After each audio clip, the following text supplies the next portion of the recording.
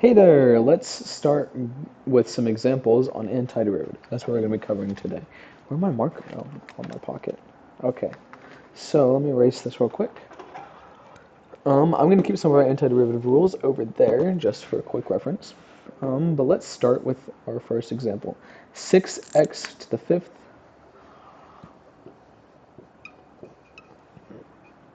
minus 2x to the fourth minus 9x squared. So the question is, what is the antiderivative here?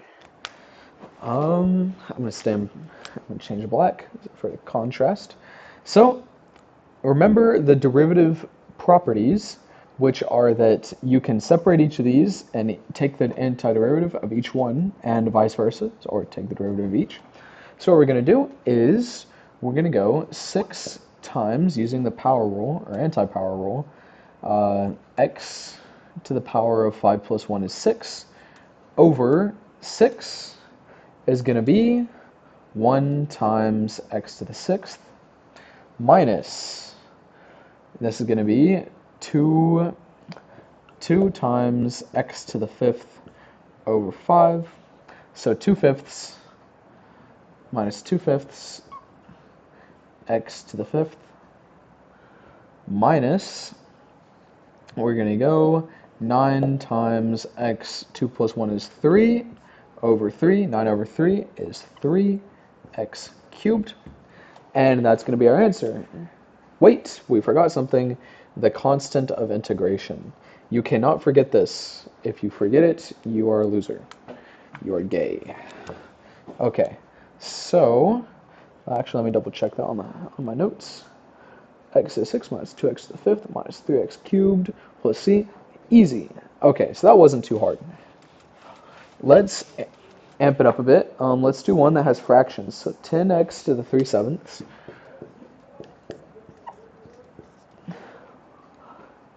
plus 3x to the negative 6/7.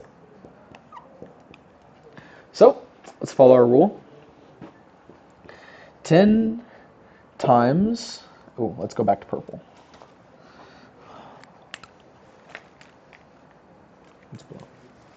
Okay, 10 times x to the 10/7 now, because 3 plus 7 over 7 is, or 3/7 plus 7 over 7 is essentially 7 plus 1, so it's going to be x to the 10/7 divided by 10/7 plus 3 times x to the 1/7 over 1 over 7. Now let's go back over here and figure out what we're doing. So 10 divided by 10 over 7 is essentially saying 10 times 7/10, which is going to be 7, so we're going to end up with 7x to the 10/7 plus 3 divided by 1/7 is like saying 3 times 7 plus 21x to the 1/7. Double check it. 7x to the 10/7 plus 21x to the 1/7. Easy. Let's get something even harder in the house. I want to do some trigonometry.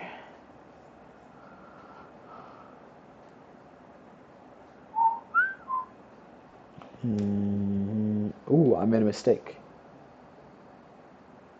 Or did I? Yes, I did. The power rule, or the inverse rule. This is not ln x, it's actually ln absolute value of x. Boom. Don't forget that. ln absolute value of x. Ooh, we got some funny stuff. Some trigonometry. So, question. Given secant theta times tangent theta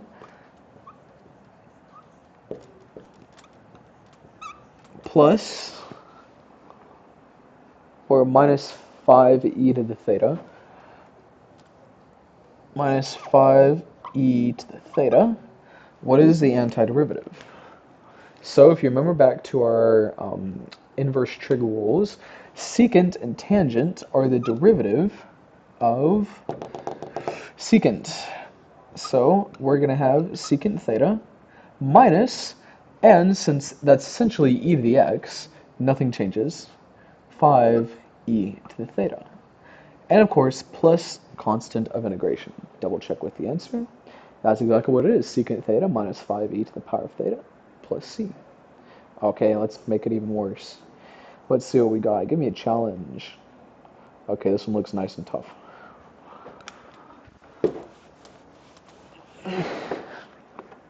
Okay, 20 plus 1 over t squared.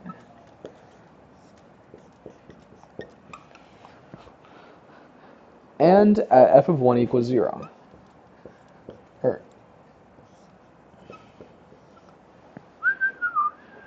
Okay, so we have to find two things here. Actually, no, we only have to find one thing. Find the function itself. So f prime x equals that. Find big F. So what are we going to do? First, we're going to take the antiderivative, and I recognize this. This is inverse trig. 20 times 1 over 1 plus t squared is actually 20 times tangent of t. That's our antiderivative. And then, there's nothing else. Okay, so that was easy. Now all I have to do is plug in 1 to see what we get. So 20 tangent 1 should give us 0. So, where does tangent 1 equal 0? Or we have to figure out what we have to add to this to get it to 0. So what does tangent 1 evaluate to? So tangent, I was about to do the calculator, is essentially sine over cosine. So sine of 1 over cosine 1. So sine of 1 is going to be, what's going to be?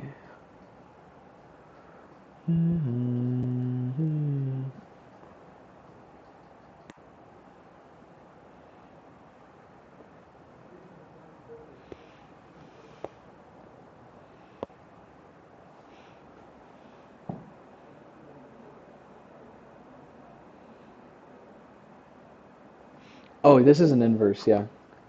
Forgot that for a second. So, simply put, we can actually just logic this out and say that we add back tangent -1 to get to 0. So the answer would be 20 tangent -1 of t minus whatever that value was. So it would be 20 because that's the original.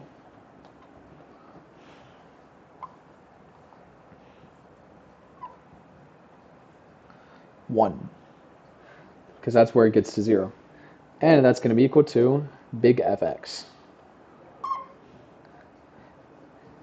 Okay.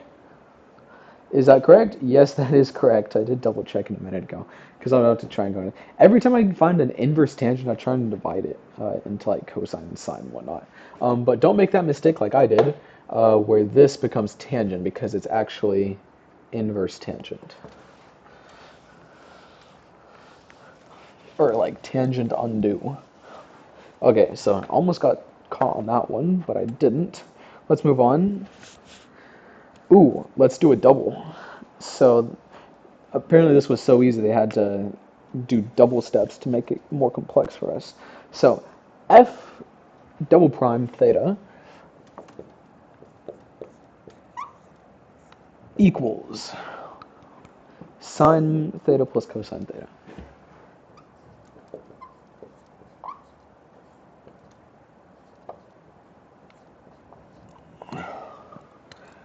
So it wants us to find f of theta, but it does give us that f of 0 equals 4 and f prime of f prime 0 equals 1. So that lets us solve for our constants of integration while we go up the chain. So what do we get? So step one, find the first derivative. So the antiderivative of sine is going to be negative cosine theta, if you remember. So we can check this by saying, okay, what's the derivative of negative cosine? Well, cosine turns into negative sine, and then times the negative is going to be a positive sign. So we have that confirmed. And then plus sine, because the antiderivative of cosine is just sine. So if we differentiate sine, we end up with cosine, and everyone's happy. So that's plus c, so we have to figure out, hey, what is the constant of integration? So at 0, cosine is going to be 1, so negative 1, plus sine of 0 is going to be 0, if I'm not wrong. Yes. Yeah, it's going to be 0. I had to confirm there. So if f of x is equal to 4 at this point, and this is what we get here and here plus c, that means c is going to be equal to 5 for our first one, which makes f prime x equal to negative cosine theta plus sine theta plus 5. So now all we have to do is take the derivative of this. So I'm going to change color again. I'm Batman. Okay, so the derivative of negative cosine is going to be negative sine. I can check this by taking the derivative of sine, which is cosine, times the negative 1 is negative cosine. So plus sine theta, well, the derivative of sine, antiderivative of sine theta is going to be a cosine something, which cosine is the confusing part. So it's going to be negative cosine. So if we check it, cosine, negative cosine, so cosine turns into negative sine times the negative is going to be a positive sign. So plus 5 theta. Because remember we had to go up a stage, so now we have to add in our variable. Plus the constant of integration. But this is constant of integration 2. This was constant of integration 1. So now we're on C2. So f of x is equal to negative sine and blah, blah, blah, all that stuff. So now we're going to plug in 0 for theta. So sine of 0 is going to be 0 minus 1 plus 0 plus c2 is equal to 1. So we have c2 minus 1 is equal to 1, which means that c2 has to be equal to 2. So now we can rewrite our equation to be negative sine theta minus cosine theta plus 5 theta plus 2. And that's our answer. So double check.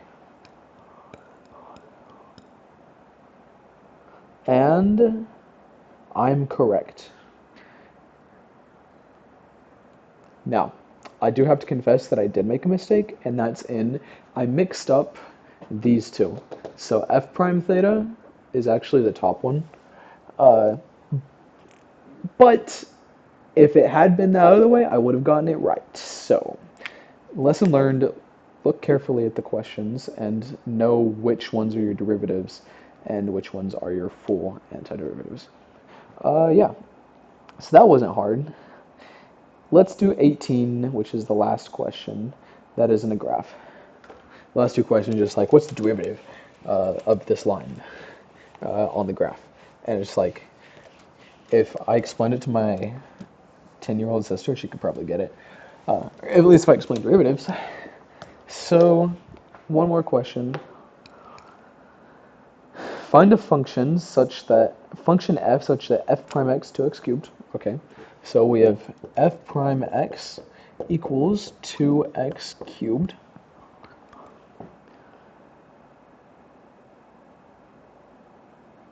and the line 54x plus y equals 0 is tangent to that graph. So y equals negative 54x plus 0, just for kicks, is equal to the tangent line. The tangent line. So the first step is to find our antiderivative, and then we will start messing with this. So all it is going to be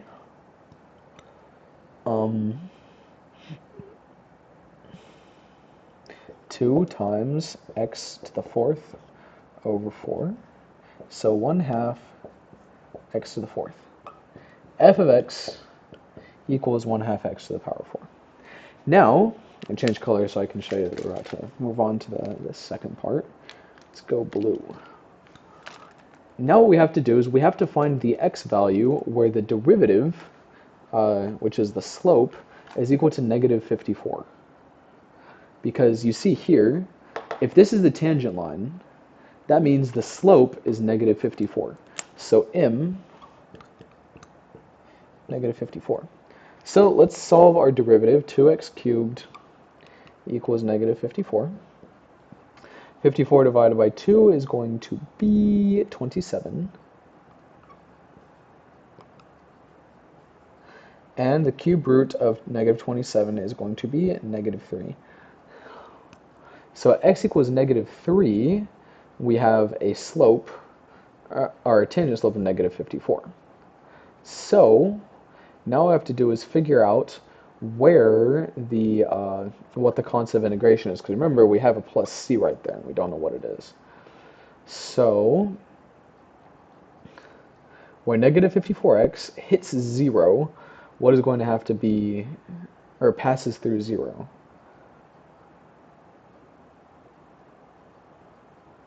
Yes, we have to plug that in.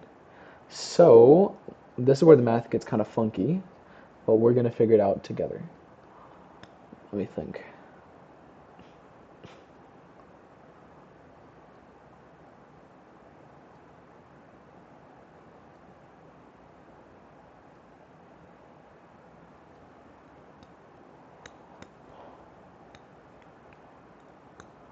Okay, so it should be that at that value we're going to have the same, at that x value we're going to have the same coordinate. So to the 4th plus c is going to be equal to negative 54.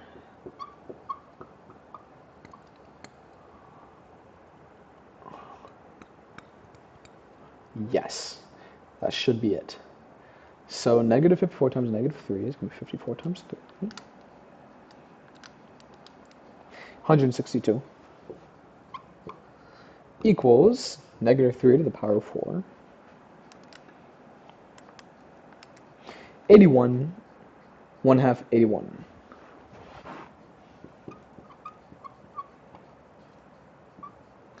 Plus c. So now all I have to do is divide 162 by half of 81.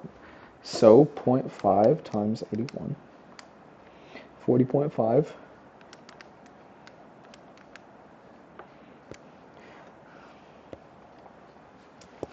So according to this, c is equal to 4. That doesn't sound right. Okay, so I'm wrong, but I'm going to show you why I'm wrong. So if we plug this in, will we get the same answer? So 1/2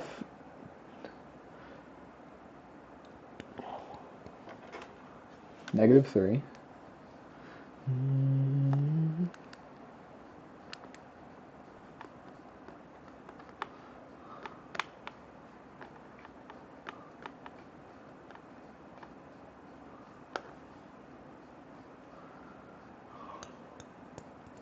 wait.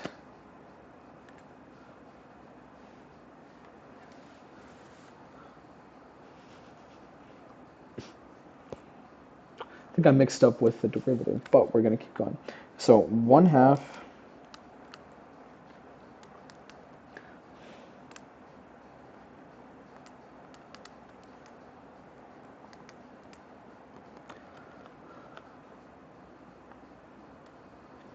Okay.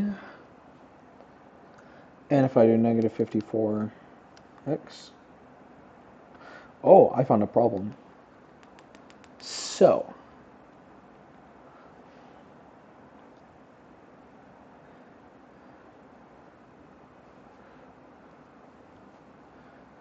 negative 54 plus 40.5. Nope. So if C was 40.5, no, no, no, no.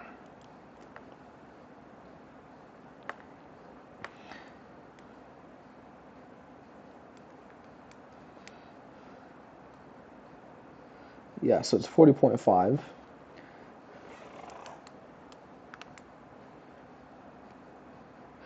Oh, it has to be 40.5 times 3. What?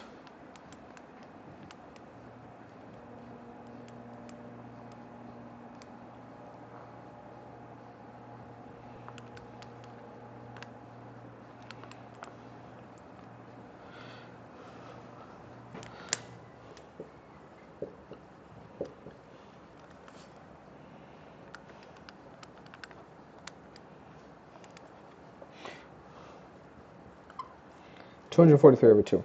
Okay, that is what we were looking for. Um, I'm not sure where my math went wrong. So,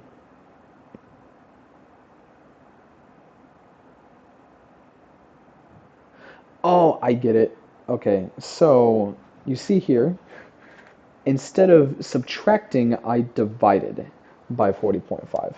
So, algebra has been kicking my butt all day. 162 minus 40.5 is equal to 3 times 40.5, which is equal to 243 over 2. So our function is going to be plus 243 over 2. That is our f of x. So the theory makes sense. I'm just really bad at algebra. I hope you're okay with that. Yeah. So that was going to be a tough question, but we figured it out in the end. Let's run back through the steps. We start with the derivative. We have to solve versus the derivative to find where x is because negative 54 is the slope of our tangent. So if we solve 2x cubed for 54, we're going to end up with our x value of, of where they're going to meet. And then we can plug that into the antiderivative with c and then solve for c versus the tangent because that's the point where they're going to meet together, or the x value where they're going to meet. And then we're going to get c provided you did your algebra correctly. Anyways, hope that was helpful. Certainly helpful to me. I better ace this exam tomorrow, but we have one more unit to cover before I go to bed. But I'm going to go eat dinner, so have fun.